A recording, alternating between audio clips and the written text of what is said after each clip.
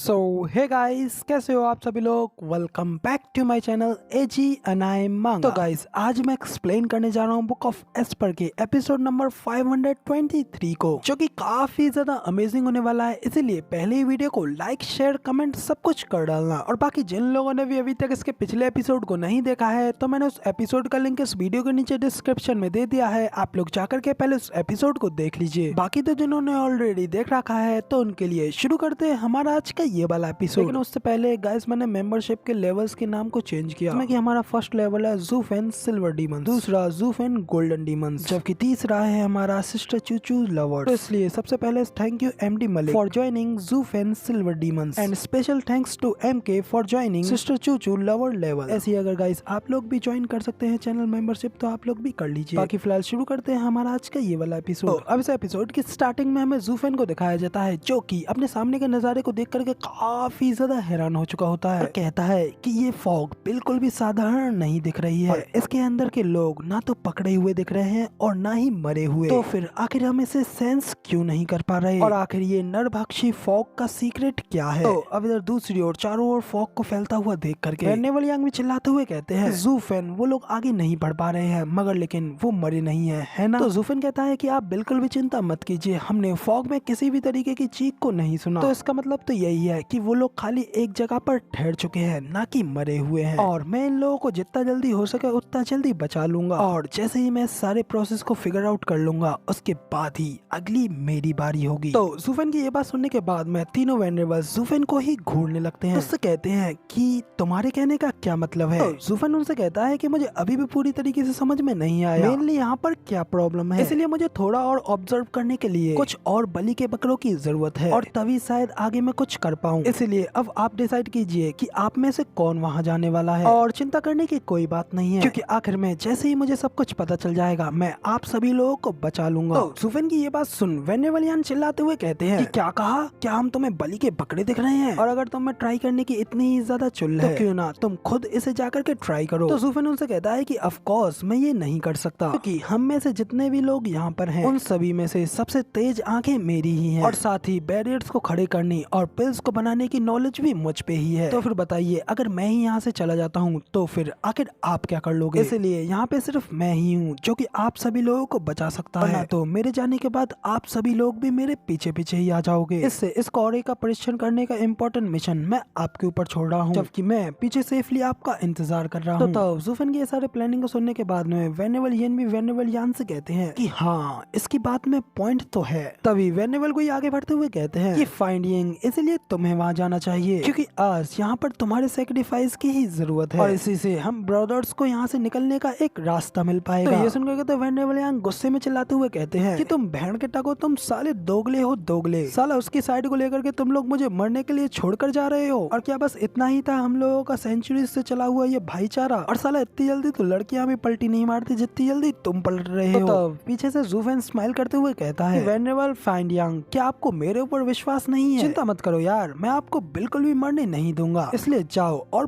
बेधड़क कूद जाओ। ज़ूफेन की ये बात सुनने के बाद तो वेनेवल यांग भी थोड़ा हेजिटेट करते हुए उस कोहरे की ओर देखने लगते हैं, और ज़ूफेन से कहते हैं कि वैसे भी ये इतना भी ज्यादा बुरा नहीं है। इसलिए वेनेवल यांग अपने शरीर में जोश के समंदर को एक्टिवेट करते हैं, और एकदम उस फॉग के अंदर कूदने के लिए तैयार होते हुए कहते हैं कि मेरे ऊपर खैर जताने की बिल्कुल भी जरूरत नहीं है। अगर मेरे वहाँ जाने से भी कोई फर्क नहीं पड़ा, और अगर मेरे वहाँ जाने से भी तुम कुछ भी प्राप्त नहीं कर पाए, तो तुम भी इनफ तरीके से जल्द ही मुझे फॉलो करते हुए मेरे पीछे पीछे ही आ जाओगे। और इसके अलावा मैंने तो डबल ड्रैगन गैदरिंग को भी सर्वाइव किया है, तो फिर आखिर ये चीज मेरे सामने है ही क्या। इतना कहकर के वेनेवल यांग उस फॉग के अंदर गोता लगाने के लिए कूद पड़ते हैं, और अपना हाथ बढ़ा करके उस फॉग के अंदर हमला करने वाले ही होते हैं कि तभी वो अचानक से अपने सामने के नजारे को देख काफी ज्यादा शॉक हो गए होते हैं, और जल्दी से पीछे मुड़ते हुए ज़ूफेन से कहते हैं कि ज़ूफेन ये तो, मगर तभी वो आगे कुछ नहीं कह पाते, और वो फॉग उन्हें भी पूरी तरीके से अपने अंदर कवर कर लेती है, जो देख करके वेनेवल यिन और वेनेवल गुई भी वेनेवल फाइंड यांग के लिए काफी ज्यादा परेशान होते हुए उन्हें आवाज लगाते हैं, और फिर वो ज़ूफेन से पूछते हैं कि आखिर ये किस तरीके की भयानक चीज है। तो ज़ूफेन उनसे कहता है कि ये फॉग करीब से बिल्कुल भी घातक नहीं है, और यहाँ तक कि ये अपने शिकार को आवाज भी करने नहीं देती। और फाइंडिंग के उस लास्ट एक्शन को देख करके मुझे लगता है कि फाइंडिंग को उसमें जरूरी कुछ न कुछ तो मिल गया होगा, और मेरे ख्याल से शायद ये चीज किसी भी आवाज को बाहर जाने से रोकती है। उन्हें एक ही जगह पर रोके रखा गया ताकि मास्टर मास्टरमाइंड उन्हें बांध सके। इसी के साथ फिर ज़ूफेन गंभीरता से सोचते हुए अपने मन में कहता है कि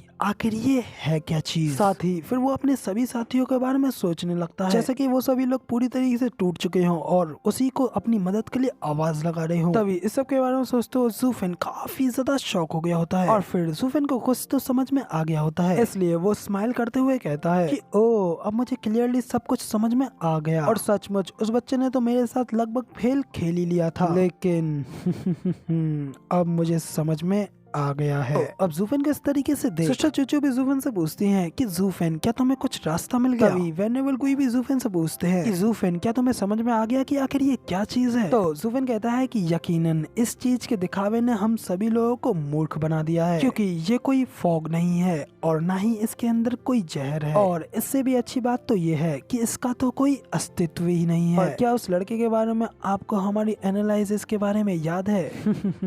वो सचमुच में सिर्फ हमारे साथ मजाक कर रहा है, इससे पहले कि वो हम सभी लोगों को निगल जाए। उसने हमें डराने के लिए और हमें भ्रमित करने के लिए इस कोहरे को फैलाया, जबकि वाकई में ये तो सिर्फ एक एक्सपेंडिंग बैरियर के अलावा और कुछ भी नहीं है। ये सिर्फ और सिर्फ एक भ्रमित करने वाली अरे फॉर्मेशन है, और सिर्फ एक बार इसके अंदर जाने के बाद आप अजीब व गरीब इल्यूजन्स में फंस जाते हैं, और इसके द्वारा निगल लिए जाने के बावजूद भी आप बच नहीं पाते और खुद से इससे बाहर नहीं निकल पाते। तो तब ज़ूफेन की ये सारी बातें सुनने के बाद में वेनेबल गुई भी कहते हैं कि तो इसी वजह से फाइंड यांग के अटैक करने के बावजूद भी उसके अटैक का कोई फर्क नहीं पड़ा, क्योंकि असलियत में तो उसके सामने कुछ था ही नहीं, और जब वो चिल्लाया होगा तो वो भी इसी कंक्लूजन के ऊपर पहुंचा होगा। लेकिन जैसे ही उसे कुछ समझ में आ पाया, ऐसे ही इल्यूजन्स ने उसे अपने अंदर जकड़ लिया, और यही सब बाकी सब लोगों के साथ भी हुआ होगा। जो कोई भी लोग इस इल्यूजन में फंसे होंगे उनकी आंखें धुंधली हो गई होंगी, लेकिन फिर भी वो रो नहीं सकते, क्योंकि अब वो इल्यूजन में पूरी तरीके से डूब चुके हैं। लेकिन अब मैं इस चीज के लिए तो पूरी तरीके से श्योर हूँ, वो बंदा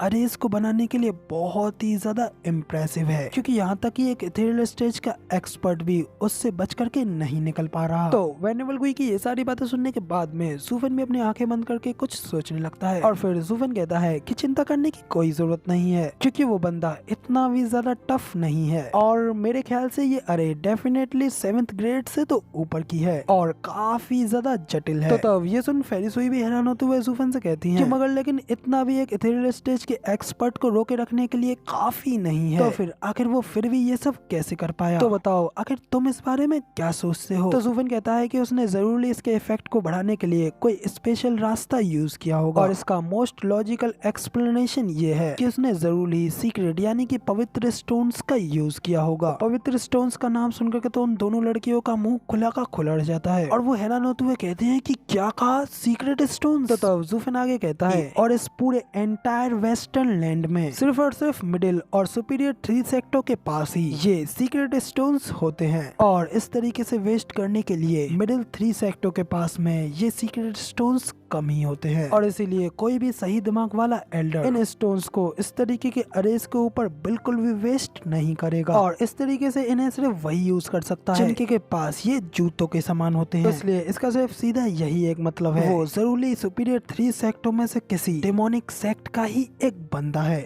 और इस वेस्टर्न लैंड का number 1 demonic sect Helion flame sect है। तो अब जैसे ही ज़ूफेन ये सब कहता है, तो ज़ूफेन की ये सारी बातें सुनने के बाद में उस फॉग के अंदर से भी कोई हंसते हुए कहता है सचमुच तुम्हारे कंधे के ऊपर एक काफी बड़ा और समझदार सिर है, बावजूद इसके कि तुम्हारी काफी ज्यादा लो कल्टीवेशन है, फिर भी तुमने बहुत अच्छा गेस्ट कर लिया। बच्चे बुरा नहीं है, तुम वो पहले पर्सन हो जो कि मेरे इस छोटे से गेम को समझ पाए हो। तो अब उस आवाज को सुनने के बाद में ज़ूफेन भी कहता है कि मैं तो बस ये सोच रहा था कि आखिर आपने कौन सी चाल चली थी जिससे कि आपने इस पूरी सिटी को बिना कोई आवाज किए एक ही झटके में अपने साथ ले गए, जबकि यहाँ तो ये सब सिर्फ एक इल्यूजन था कि वो स्वयं ही वहाँ से चले जाए। तो तब वो आवाज कहती है कि हालांकि सीक्रेट स्टोन से बनी 7th ग्रेड की अरे, इस अरे के ऊपर इससे क्या लाभ होगा? कुछ नहीं, बस यही। तो अब तभी ये सुनकर के सिस्टर चूचू भी हल्की से स्माइल करते हुए हंसने लगती हैं। तो ये देख करके ज़ूफेन भी उनसे कहता है कि क्या तुम अभी भी हंस रही हो? क्या तुम्हें यहाँ पर अभी बिल्कुल भी डर नहीं लग रहा? तो ये सुनकर के तो सिस्टर चूचू एक प्यारी सी एक घातक सी स्माइल देते हुए कहती हैं कि जब तक तुम मेरे और पास हो तब तक इस पूरी दुनिया में कोई भी मुझे नहीं डरा सकता। तो गाइस सिस्टर जोजो के इसी घातक स्माइल के साथ में हमारा ये वाला एपिसोड यहाँ पे कंप्लीट होता है और अब इसकी आगे की स्टोरी आप लोगों को इसके अगले एपिसोड यानी कि कल देखने को मिलेगी। फिलहाल गाइस वीडियो पसंद आई हो तो यार एक लाइक कर देना, साथ ही कमेंट करके मुझे जरूर बताना कि आप लोगों को हमारा ये वाला वीडियो का एक्सप्लेनेशन कैसा लगा, और बाकी अगर चैनल पर नए हो तो सब्सक्राइब करके जरूर ली जाना। इसके बाद मिलते हैं किसी और नई वीडियो में, तब तक के लिए बाय बाय।